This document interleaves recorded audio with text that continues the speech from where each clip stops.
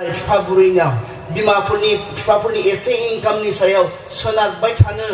बे फोरोंनाया जों बर'फोरनि गेजेराव बबेनिफ्राय फैखो आं मिन्थिया। नाथाय बे कालचारा दिनै दुखुनांथाव। जि बिमाहा एसेल' इनकाम दङ, जि बिफाहा एसेल' इनकाम दङ, फिसा खामानि मावनानै दिहुनो जोंनि दिनैनि नांगौफोरा फिसाबावरे। दिनै जोंनि नांगौफोरा फिसाबाव, जोंनि नांगौफोरा फिसा नंलिया, जोंनि नांगौफोरा गिदिर गिदिर। जोंनि गाननाय जोमनायनि जि बेसेनफोर बारानिफ्राय बारा जालांदों। दिनै बे गासैनि थाखाय जोङो बिमा मैगं फाननायनि सायाव जोङो सोनारनानै गाननो जोमनो देलायनो नागिरोब्ला, बिफा एसे माबा मोनसे फिसा खामानि मावनायनि सायाव जोङो बेबायदिहै जोङो लाक्जारि मोनसे लाइफ जोङो नागिरोब्ला, जों डिमान्ड खालामोब्ला, बिनि खस्थ'खौ सोर मोनगोन? बिमा बिफाया अबसे बे खस्थ'खौ मोनगोन। आं बेबायदि कालचाराव थांनानै थाबोनायखाय आङो सिगां आं जेबो सानाखैमोन। जेब्ला आं इण्डियायाव दंमोन आंबो बेखौ जेबो सानाखैमोन। बिमा बिफानाव बिबानो मोनो, बिमा बिफाया बिबानो होनांखागौखा होननानै आं सानदोंमोन आरो। नाथाय जेब्ला आं इंलेण्डआव थांबाय, बिसोरनि सेंग्रा सिख्लाफोरजों लोगोसे थांनानै थाबाय, बिथांमोननि वर्ल्डखौ आं नुबाय। बिथांमोना बिब्दि नङा, बिथांमोना बेबायदि इसिबां डिमान्डिं नङा। खारन बिमानि लाइफआ बिफानि लाइफआ बिफानि। बिमाहाबो बिदि रंजानो मोन्थाय दङ। बबाव लिरनाय दङ, बिमाया गावनि फिसानि थाखाय गासैखौबो होजोबनानै, गाव जानो लानायखौबो होनानै बेसेबां सेक्रिफाइस खालामनांगौ होननानै बबाव लिरनाय दङ। बबाव लिरनाय दङ बिफाया गावनि गथ'नि थाखाय गासैखौबो सेक्रिफाइस खालामनानै गाव मोनसे दुखुथिया जिउ खुंनांगौ होनना बबाव लिरनाय दङ। आं नुवाखै बाइबेलाव, सोरबा नुदोंब्ला आंनो दिन्थिनो हागोन। बिफाया मावख्रुबनानै साइकेल बोराय सालायनानै जायहा जेबो खामानि मावा बेखौ मा खालामनांगौ? दामि दामि बाइक सालायहोनांगौ होननानै आंनि बाइबेलाव लिरनाय आं नुवाखै, आरो बबेबा बिजाबावबो आं नुवाखै। बिमाया मावख्रुबनानै गावनि फिसाजोनो 10,000, 15,000, 20,000नि आखायाव मबाइल होनांगौ होननानै आं लिरनाय नुवाखै। जोंनि लाइफआ इन्डिभिजुवेल, जों गासैबो गावबा गाव। संसाराव थानाय समाव जोङो बिमा बिफा हिसाबै मोनसे रिलेशनशिपआव फैयो, नाथाय थोंजोङै नायनो थाङोब्ला जों गासैबो इन्डिभिजुवेलसो, जों गासैबो गावबा गावसो। आंनि आइया आइ, आंनि आफाया आफा, आं। आंनि जिबना आंनि जिबन, आइनि जिबना आइनि जिबन, आफानि जिउआ आफानि जिबन। बेबायदि हिसाबै आफाहाबो बे संसाराव गुसुं जि सम दङ बेयाव रंजालांनायनि मोन्थाय दङ। गांसे मोजां गस्ला गानलांनायनि बेहाबो मोन्थाय दङ। गंसे मोजां बाइक सालायलांनायनि मोन्थाय बेहाबो दङ। बबाव लिरनाय दङ बिथाङा गासैखौबो आंनो होजोबनानै गाव साइकेल बोराय सालायबाय थानांगौ होननानै, बिथाङा गासैखौबो आंनो होजोबनानै गाव बेबायदि जिथाखौ गाननानै बेरायबाय थानांगौ होननानै बबेयाव सोर बुंदों, सोर फोरोंदों? खिन्थु जोंनि कालचाराथ' दिनै बिब्दिनो। जोङो बिमा बिफाखौ जोंनि गासै नांगौनि थाखाय, जोंनि लाक्जारिनि थाखाय, जोंनि कम्फर्टनि थाखाय जोङो बिथांमोनखौ बोलि होगासिनो दङ। जोङो बोलि होगासिनो दङ। जोंनि कालचारा बिब्दि, जि कालचारा मोजां नङा। आरो आंनि बायदिब्ला बेसो जायहा मावख्रुबदों, जायहा दिहुनदों, बिथाङा बे संसाराव गुसुं जि जिबन इसोरा बिथांनो होदों, बिथाङा रंजालांनो बेहाबो मोन्थाय दङ। मोजाङै जालांनो गानलांनो, मोजां बेरायनो, मोजां मोनसे न'आव थालांनो बेहाबो मोन्थाय दङ। इसोरा बे मोन्थायखौ बेनोबो होदों। बेनिखायनो बे दिहुनदों, बे मोनगारनांगौ आसलते। बे दिहुनदों, बे एसे आरामै थांना थानो मोननांगौ आसलते। नाथाय जों बेबायदि खालामदों जोंनि बिमा बिफाखौ। जों बिथांमोना होथारनांगौ, बिथांमोना जोंनो खालामथारनांगौ, जोंनि थाखाय बिथांमोना मावथारनांगौ, बेबायदि बाध्य खालामनानै बिथांमोनखौ मिजारेबल होननानै बुङो इंराजियावब्ला, मोनसे दुखुथिया जिउ खुंनो जों मा खालामदों? जोङो नारसिनदों, जों बाध्य खालामदों। जिया मोजां नङा, जिया एक्सेप्टेबल नङा। जों ख्रिस्टियानफोरा बे गियाना थानांगौ, गुबुना दाथा। जों गियाननि फुंखाखौनो मोनबायब्लालाय, इसोरानो गियाननि गुदिबालाय,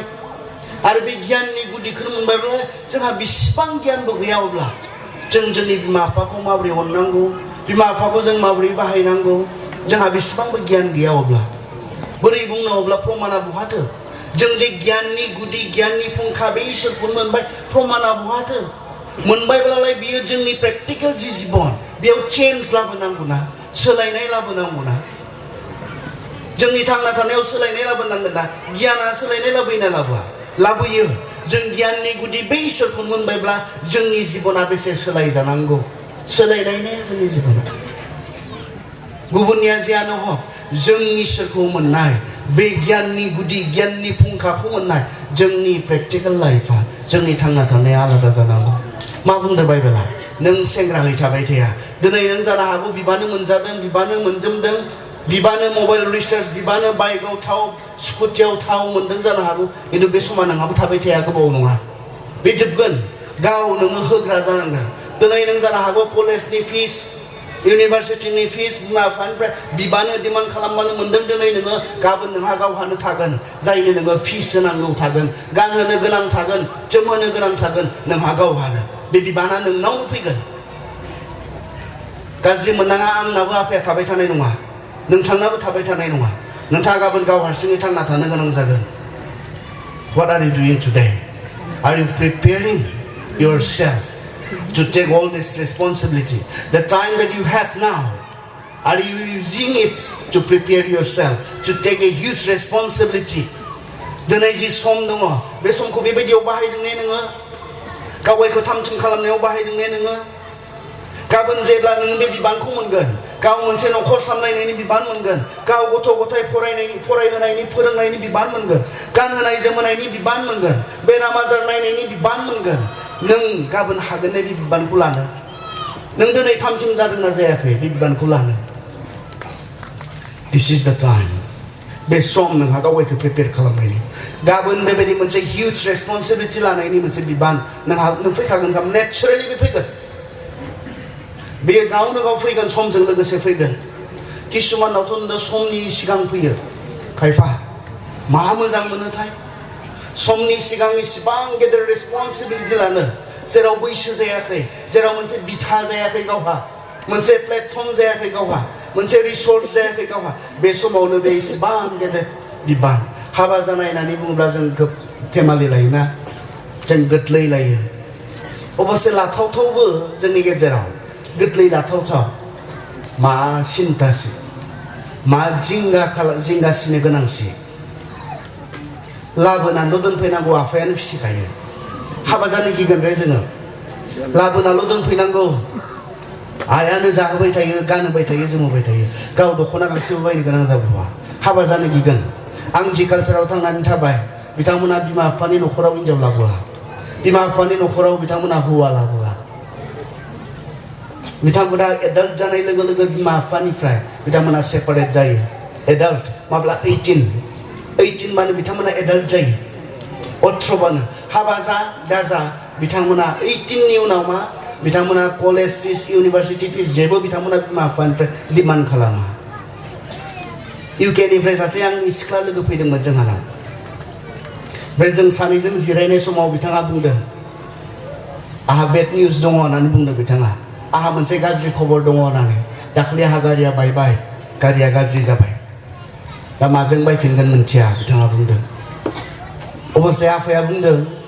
गाव एसे हेल्प खालामगोन होननानै बे समावनो आं थाबै सोंफ्लांबाय जि इंलिश कालचार नोंसोरनि जि ब्रिटिश कालचार बे कालचाराव गथ'फोरा बिमा बिफानियाव बेबायदि गारि बिनो बाइक बिनो मबाइल बिनो बेबायदि हायोना हाया बिथाङा बुंबाय बियो गासैनिख्रुइबो गाज्रिसिन आरो लासिंसिन गाहायसिन थाखोनि बे बाथ्रा होननानै बिथाङा बुंदों जों बिया आं एडाल्ट आं दिहुननो हानाय जाबाय आंनि दिहुननायनि केपासिटिया मा आं बेजोंसो आं मा बायो बियो बिनि सायावसो सोनारो आफानि दिहुननायनि केपासिटिनि सायाव आं मा खालामनो नागिरा आं थांनानै थानो नागिरा आरो बिमा बिफानाव सानफ्रोमबो बिदि डिमान्ड खालामनाया जोंनि गेजेराव लासिंसिन बिथांमोना अननानै होयोब्ला जों लायो जुदिअ आफाया बुंदों आंखौ आंनो गारि बायनायाव हेल्प खालामगोन अब्लाबो आंहा मोनसे दायित्व थागोन जेब्ला आफानो नांगौ जाफिनगोन आं बे समाव होफिननो हानाया आंनि मोनसे मानबता बिथाङा बुंदों हिउमेनिटि आफायानो जेब्ला आरो गावनो नांगौ जागोन बे समाव आं होफिननो हाहैनाया आफाया नुदों बे समाव आं गारि बायनो हानाया आंनि थाखाय अकस्मात गारिया गाज्रि जाबाय बे समाव आं गारि बायफिननो हानाया गोब्राब बेवहाय आफाया आंखौ हेल्प खालामनो नागिरदों नाथाय जेब्ला आफानो नांगौ जाफिनगोन बे समाव आं आफाखौ हेल्प खालामहैफिननो नांगोन बे मोनसे हिउमेनिटि होननानै बिथाङा बुंदों बे गाहायसिन थाखोनि गाज्रिसिन लासिंसिन बाथ्रा होननानै बुंदों जोंनि इउके बायदियाव आरो आं नुबोआखै बिथांमोननि गथ'फोरखौ सानफ्रोमबो माबा मोनसे बायनो सानफ्रोमबो माबा मोनसे डिमान्ड खालामनाय आं नुबोआखै बिथांमोननो पकेट मानि हिसाबै होयो सप्तायाव बिमा बिफाया मोनसे बिबान लानानै आरो बे पकेट मानिजोंनो बिथांमोना थांनानै थायो आरो जेब्ला 18 जाबाय बिथांमोना ना कलेज फिस मोनबावो ना स्कुल फिस बिथांमोना मोनबावो 18 जानाय लोगो लोगो बिथांमोना गाव खामानि मावनांगौ जायो गावनि गाननाय जोमनाय दिहुननांगौ जायो 18 जानाय लोगो लोगो बिथांमोना राबाय होननानै बुंदोंलाय देरबाय होननानै बुंदों एडाल्ट होननानै बुंदों मेच्युर होननानै बुंदों बेवहाय गावनि नांगौखौ गाव दिहुननानै थांनानै थानो हानाय जाबाय बिथांमोना बेखौ बुंदों बेवहाय बिथांमोना गाव सोरबा रेस्टुरेन्टआव सोरबा शपिं मलाव सोरबा बबेबा कम्पानियाव खामानि मावनानै बिथांमोना गावनि नांगौखौ बिथांमोना दिहुनो सानफ्रोमबो गावनि नांगौफोरनि थाखाय सोरखौबा बिथांमोना दुखु होआ सोरखौबा बिथांमोना खस्थ' होआ बिनिखायनोथ' बिथांमोना जौगानाय आरो बेनिखायनो बिथांमोना जेब्ला हाबा जायो जेब्ला गावहा बेबायदि बिबान लानो हानाय जायो जों गोबां समाव मोनथिया सेंग्राफोरा हाबा जानाय माने मा बिबान लानाय हाबा जायोब्ला ओरै बुंनाय जायो रे नों सासे सिख्लानि बिफानाव थांनानै मा बुंनाय जायो दिनैसिम नोङो नोंनि फिसाजोखौ जाहोदोंमोन लोंहोदोंमोन आं लांनोसै आं जाहोसिगोन दिनैसिम नोङो गानहोदोंमोन जोमहोदोंमोन आं लांनोसै आं गानहोनोसै जोमहोनोसै दिनैसिम नोङो बेमार जायोब्ला बेराम आजार जायोब्ला डक्टरनाव लाङोमोन दिनैनिफ्राय आं लांनोसै बेराम आजार जायोब्ला आं नायसिगोन होननानै बिबान लानानै फैनाय जायो हिउज मोनसे रेसपन्सिबिलिटि मोनसे नखर बानायनो थाखाय दिनै जोंनो इसेबांखिनि थाखा फैसा नांगौ मोनसे नखरा सोलिनो थाखाय नोङो सेंग्राहै थाबाय थानाय नङा दिनैथ' टेबोलाव थांबानो ओंखाम बबेनिफ्राय मोन्दों जों माब्लाबा सोंफेरो सावरायफेरो आफा बे अमा बेदरखौ माजों बायनानै लाबोखो जों सोंफेरो जों सोङा टेबोलाव मोन्दों नालाय जादों आरो जोङो गाबोननिफ्राय नोंहा बेबायदि जगायनायनि मोनसे दायित्व नोंहा फैगोन बिबान नोंहा फैगोन बे समालाय माथो अब्लालाय टेबोलाव मोन्दों जाबाय थानायनि सम नामा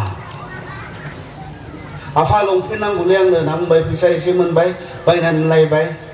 बेखौ गानै जोमै बेरायबाय थानायनि सम नामा गाननो जोमनो गोसो बायदि बिबान मोनदों बेवहाय गानदों जोमदों बेरायलाबायबाय थादों टेबोलाव न'आव थांबानो मा समाव थाङो जायखिजाया आया ओंखाम दोनो बेखौ जानो मोनदों बेवहाय बेबायदि सोलिनायनि सम नामा बे समालाय बेथ' बेबायदि सम नङा बे समा गाबोन नोंहा जे मोनसे बिबान फैबाय थादों बे बिबाननि थाखाय गावगायखौ प्रिपेयार खालामनायनि मोनसे सम बै बिबानखौ लानो थाखाय प्रिपेयार खालामनायनि गावखौ थामथिम खालामनायनि मोनसे सम गाबोन दिनैनि बे समा मोनजादों होननानै जाबाय थानायनि गाननो जोमनो मोन्दों होननानै गारि मोन्दों होननानै बेरायलाबायबाय थानायनि समथ' बे नङा गावखौ प्रिपेयार खालामनायनि गियानि बायदि सोलि बे टाइमा मा टाइम नों मिन्थि मर्देखाया एस्तेरखौ गोसोखांनो गोनां जादोंमोन बे टाइमा नों सिरि सिरि थानायनि नङा दलद थानायनि नङा नों दलद थायोब्ला नों सिरि सिरि थायोब्ला जोङो सेस जागोन बे समाव नों बेरायबाय थादों बे समाव नों मोनजादों होननानै ओरैनो उन्दै जाबाय थादों बे समा बिदि सम नङा गावगायखौ प्रिपेयार खालामनायनि सम गाबोन जेब्ला नोङो गाव थांनानै थानो गोनां जागोन गावनि नांगौखौ गाव दिहुननायनि बिबान नोंनाव फैगोन बे समाव नोङो जेन सासे रिसर्स गोनां मानसि बायदि थांनानै थानो हायो सोर मोजां मोनो फैसा गैयि बिफाखौ मोजां मोनग्रा फिसालाफोर दं बेहाय रावबो मोजां मोनानो दा फैसा गैयिखौ मालायबा इसिबां बायनानै होनो हादों मालायब्ला बिबानो मोनदों फैसा गैयि बिफाखौ जों मोजां मोनानो दा नोंबो जागोन सासे दिनै नोङो मोनजादों होननानै जाबाय थादोंब्ला दिनै नोङो मोनजोबदों होननानै ओरैनो जुदि बेराय नोङो समखौ हगारदोंब्ला नों गाबोन मा जागोन फैसा गैयि बिफा नों जागोन मोनसे खामानि गैजायै सासे बिफा नों जागोन नों फैसा गैयि सासे बिमा जेबो खामानिनि थाखाय क्वालिफाइड नङि नों सासे बिमा नोङो जागोन मोजां जागोन बियो मोजां मोनसे न' गैजायै बिमा नों जागोन गथ'फोरखौ मोजां स्कुलाव होनो हायै नों बिमा नों जागोन दिनै नों समखौ मा खालामदों बिनि सायावसो गाबोन समखौ बायनानै ला माने प्रपारलि इउज खालाम बेसेन गोनां बै जिबायदिहै बाहायोब्ला नोङो गावनि मोनसे लाइफखौ दानो हागोन गावखौ प्रिपेयार खालामनो हागोन गावखौ नोङो बानायनानै लानो हागोन बेबायदिहै नोङो समखौ बाहाय थारमाने वेस्ट खालामनाङा समखौ नोङो मोन्दों नाथाय बेखौ नोङो जुदि प्रपारलि इउटिलाइज खालामोब्ला नोंनि गाबोननि जिउआ दुखुनांथाव बेनिखायनो मा इसोरनि बाथ्राया गियानि बायदि थांनानै था सान नोङो आं बे समाव बेखौ खालामबाय थायोब्ला आंनि गाबोननि जिबना मा जागोन बेखौ सान आं दिनै बेबायदि सोलियोब्ला आं बेबायदि थायोब्ला आंनि गाबोननि जिबना मा जागोन बेखौ सान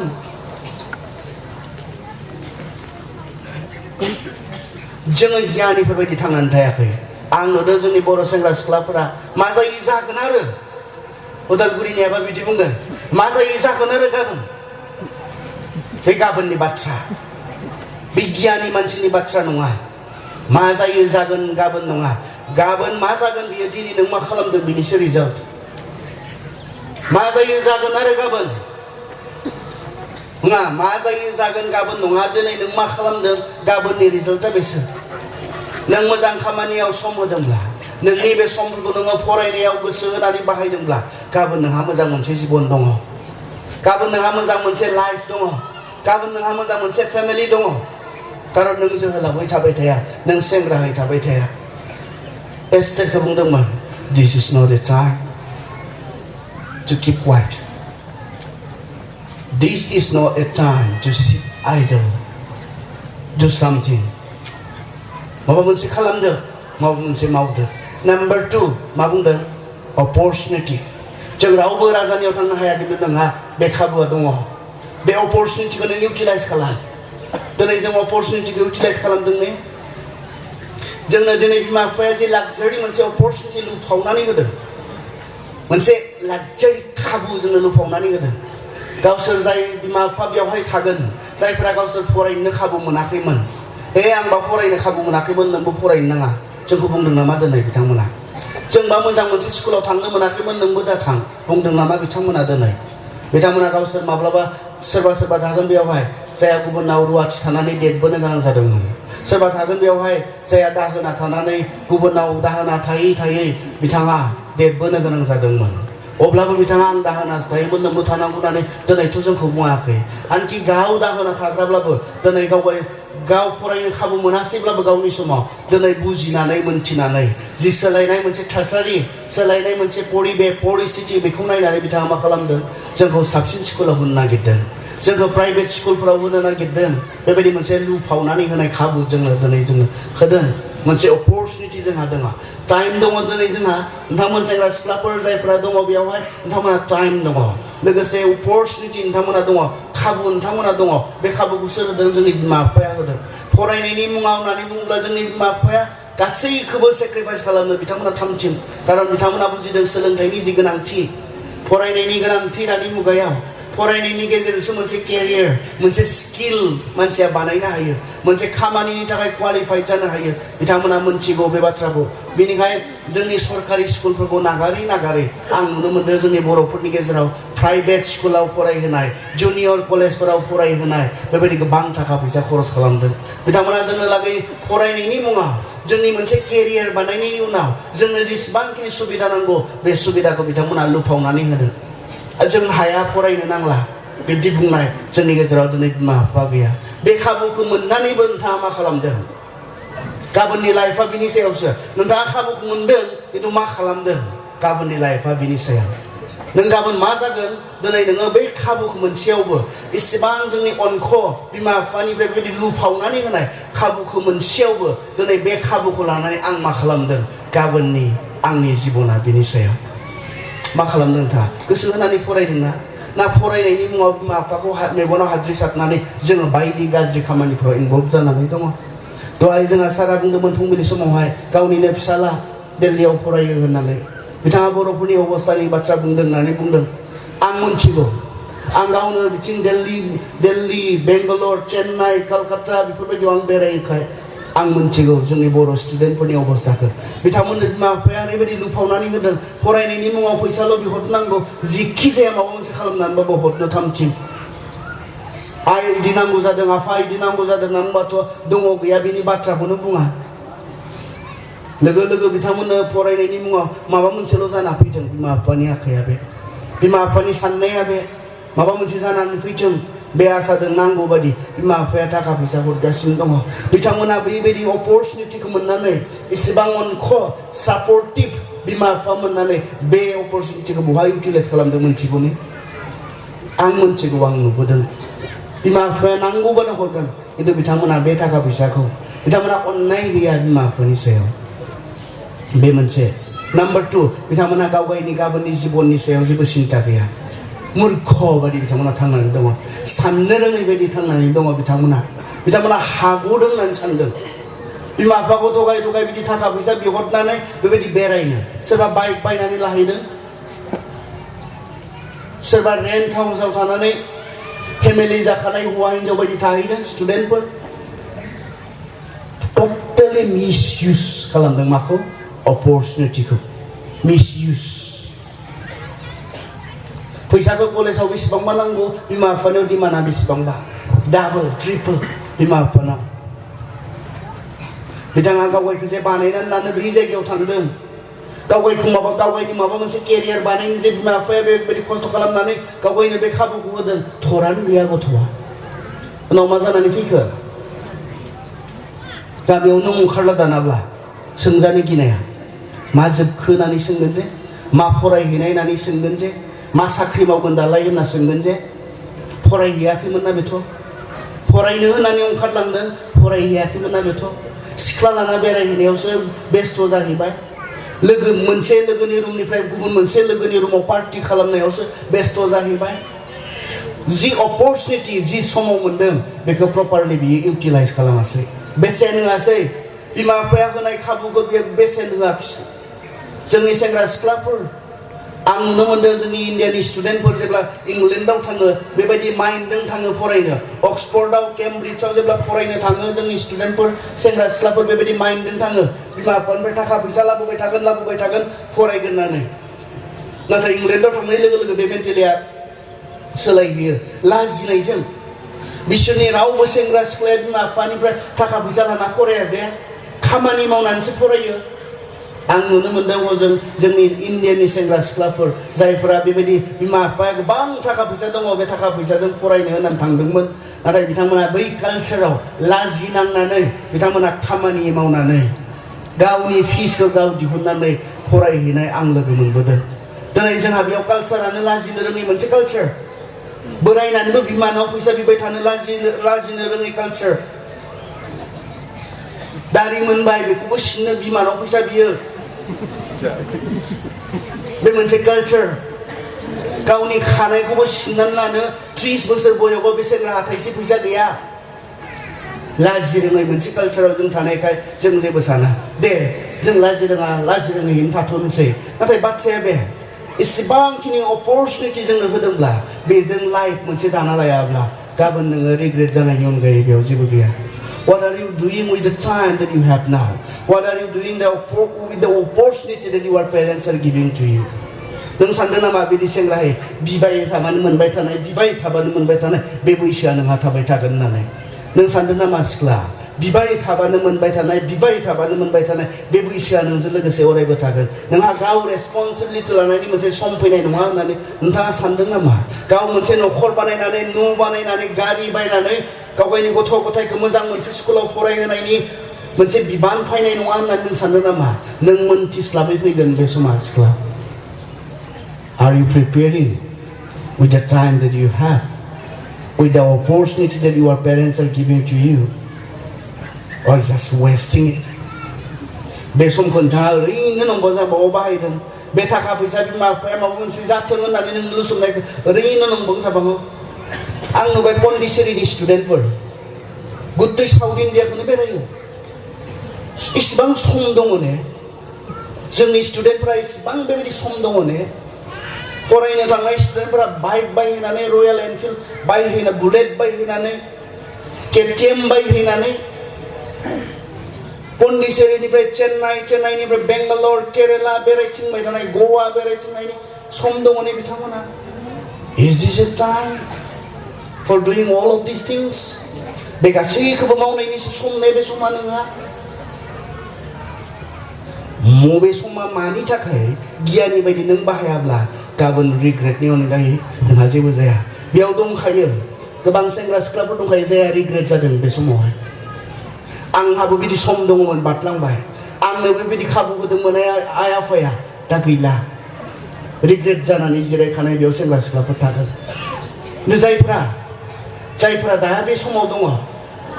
गियानि बायदि बाहाय समखौ बे समाव मा सम नों बुजि आरो बेखौ बुजिदोंबा बेखौ माव जिया नोंनि बे समनि खामानि नङा जिया नोंनि बे टाइमाव मावनो गोनां नङा बेफोरखौ दा मावलाबाय गियानि मानसिया बेखौ खालामगोन नाथाय अगियानि जाया मूर्ख मिथिगोन बियो मा सम खिन्थु बे मावनाय नङा बेखौ नहक नंबां जाबांखौ बियो मावनानै बे टाइम बरबाद खालामगोन बिमा बिफानिफ्राय मोननाय रिसर्सखौ बियो बरबाद खालामगोन रिडिमिं द टाइम मतलब बेनि ओंथिया बे मोनथि नोंनि आखायाव जे सम दङ बेखौ गियानि बायदि बाहाय माबा मोनसे जानो थाखाय बे समखौ बाहाय खारन समावसो जोंनि लाइफआ समावनो स्टार्ट जायो आरो समजोंनो जोबगोन जोंनि लाइफआ खिन्थु बे समनि गेजेरावनो गासैबो जानांगौ आङो जोबनायथिं मोनसे बाइबेल सिरि फरायनि गालातिया ओरैना बुंदों गालातिया